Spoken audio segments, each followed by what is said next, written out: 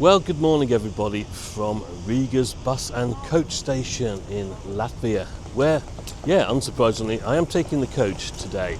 It is the Lux Express 0900 service all the way to the coast and Liepaja. I'll tell you what, I went inside just now and I found it on the board, and there was a little K next to it, which stood for Comic-Race or something like that, and which I kind of thought, oh, if that means cancel, that's going to scupper the whole trip. Unfortunately, it doesn't. I think it means something like commercial service.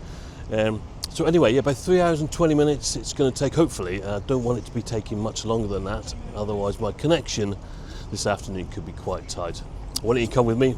We're waiting for the coach to come in, then we'll get on board and I'll show you what it's got to offer. Catch you in a bit.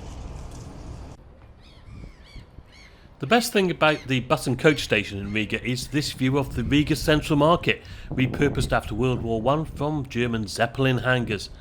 I'd arrived at stand about half an hour early, stand 4 this morning, and by 08:45 it was already looking quite busy.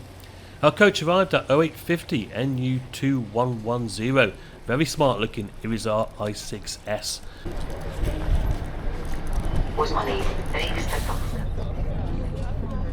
And no orderly queuing, of course, so after putting my bag in the hold, I joined the scrum, showed my electronic QR code ticket to the driver, and I was on. It looked quite new, this coach, clean and bright. I made my way to my allocated seat, number 25, a window seat on the left-hand side facing forward. Now, based on the assumption that somebody would be sitting next to me, I thought it was probably best to have a quick look at the seat whilst I still could. A nice series of branded headrest here, and 3-point seat belts fitted to every seat. A side padding along the back of the seat and a firm base. These seats have a decent recline and incidentally have sideways adjustment, which is particularly useful if you have a larger neighbour. In front of you is the in-coach entertainment system common to the Lux Express brand, and beneath that a flip-down adjustable table. A pouch is also provided along with a bag for rubbish. There is a footrest here if you need it. The legroom is pretty good, and between the seats is USB-A connectivity, and there is also a USB port on the screen, and we'll have a look at that in a little bit more detail in a few minutes. Above your head are individual air vents and reading lights, which worked. And as usual with Lux Express, tea and coffee is provided from this machine opposite the toilet. It is free for everybody. And we left a couple of minutes late, more great views of the old Zeppelin hangars here, and we followed the tram lines for a while with the very Soviet Latvian Academy of Sciences building in the background. Riga has so many amazing buildings, and it's a relatively inexpensive city to visit too. It was my second time here, and it's well worth a few days of your time. We joined the traffic heading west out of the city, crossing the Daugava River by means of the A8 and the Island Bridge. An automatic safety announcement was played in Latvian and English. The wearing of seatbelts was of course mandatory, and we were making good time on a journey that was scheduled to take 3 hours and 20 minutes, arriving in Liepaja at 12:20 this afternoon. I'd already begun playing around with the in-coach entertainment. You've basically got everything you'd expect to have on a long-haul flight really. Films, TV programmes, music, games, audiobooks, internet, and my favourite of course, the move-in map. I mean, the selection is not massive, but remember, we're on a coach, and if you want to watch a film whilst drinking free tea and coffee, well, you can.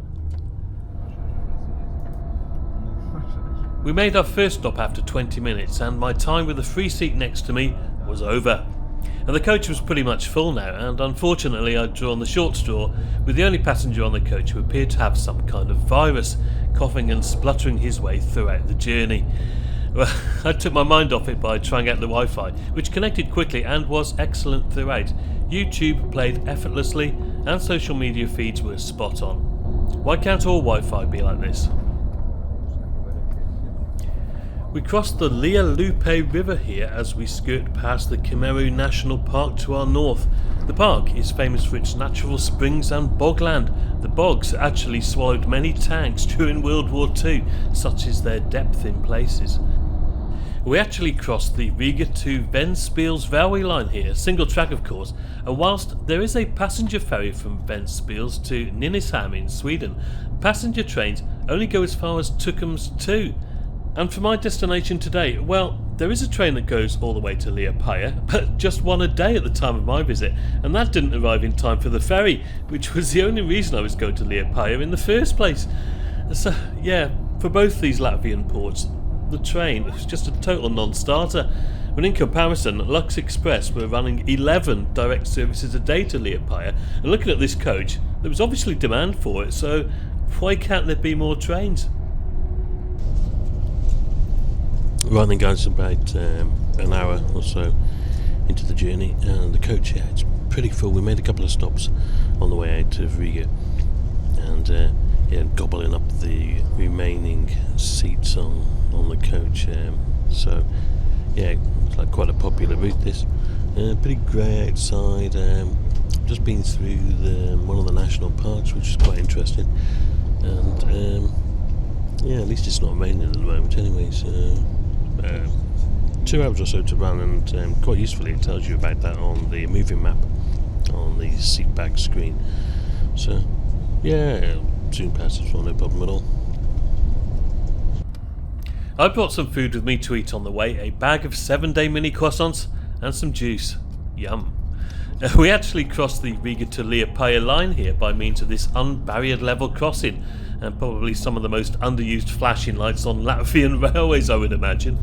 And the landscape outside, well, apart from the trees, it did look quite boggy, not particularly hilly, but it must have been difficult terrain to make progress through if you were an invading army. And every so often we'd pass a number of graves on the side of the road, kind of like mini cemeteries, I thought.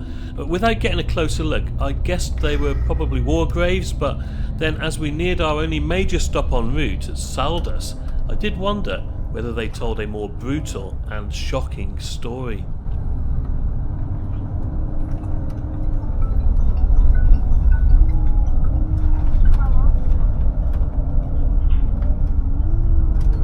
Well, we arrived into Saldus at about 10:50 in the morning. We were on time, and approximately 10 people disembarked and about the same number boarded.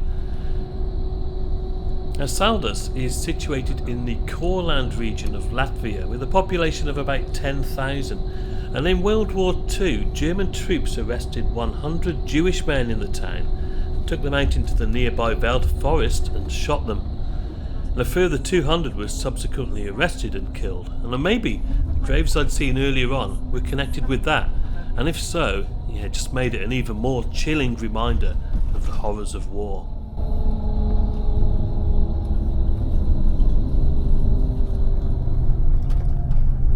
Skrunda is next, where 3 people disembarked. No one got on.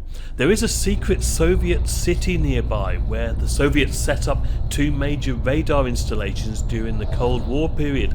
The last of the equipment was dismantled and repatriated in 1998, with the last of the residents leaving the city a year later. It is now a ghost city. The Russians, well, they commonly leave these settlements off conventional maps, referring to them only by the name of the nearest town and adding a number after them, Skrunda 1 in this case. Well, I couldn't see it from the road, but I was able to identify it on Google Maps later on.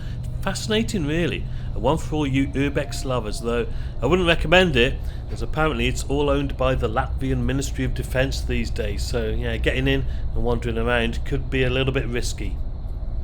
And to be honest, if I hadn't have started looking up these towns as we went along, I'd have never have known about the history of the area, particularly the military aspect.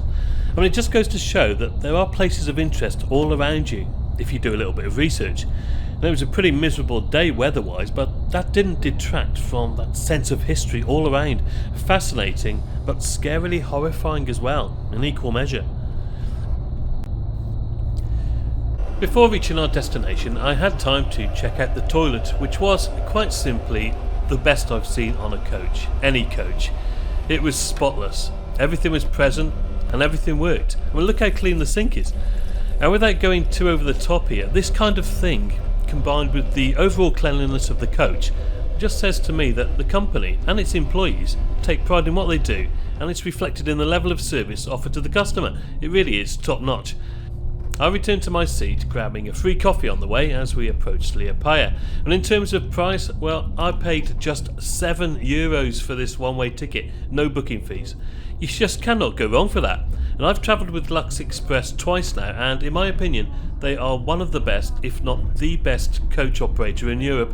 They're setting the standard for coaches, facilities on board, cleanliness, and value for money. And you know me, I can normally find something to complain about, but yeah, I was really stuck on this one. Yeah, just absolutely fantastic, all round.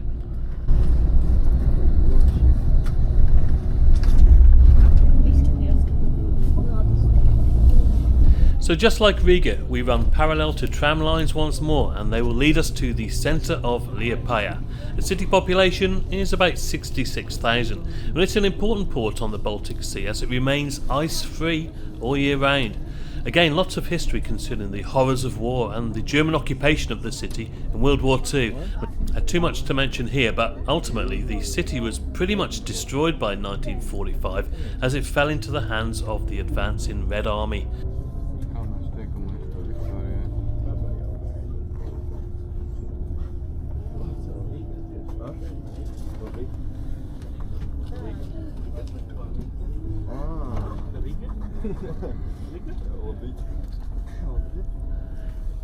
Anyway, here we were at the bus station, which is right outside the railway station.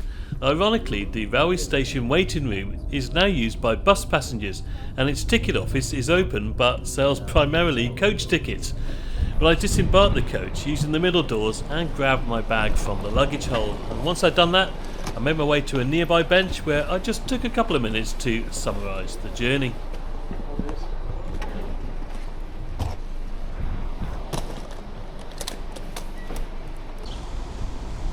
Right guys, a Liepaja bus station. It's a little bit cold here, but what did you think of that? All the way down from Riga with Lux Express. And yeah, I thought it was another fantastic journey with them. I've been on Lux Express once before, and their coaches are, in my opinion, one of the best in Europe. And they're clean, the facilities on offer, absolutely fantastic, and yeah, everything works. And for the money, you just can't go wrong, can you? €7, no booking fee. That's all I paid for this 3-hour and 20-minute journey.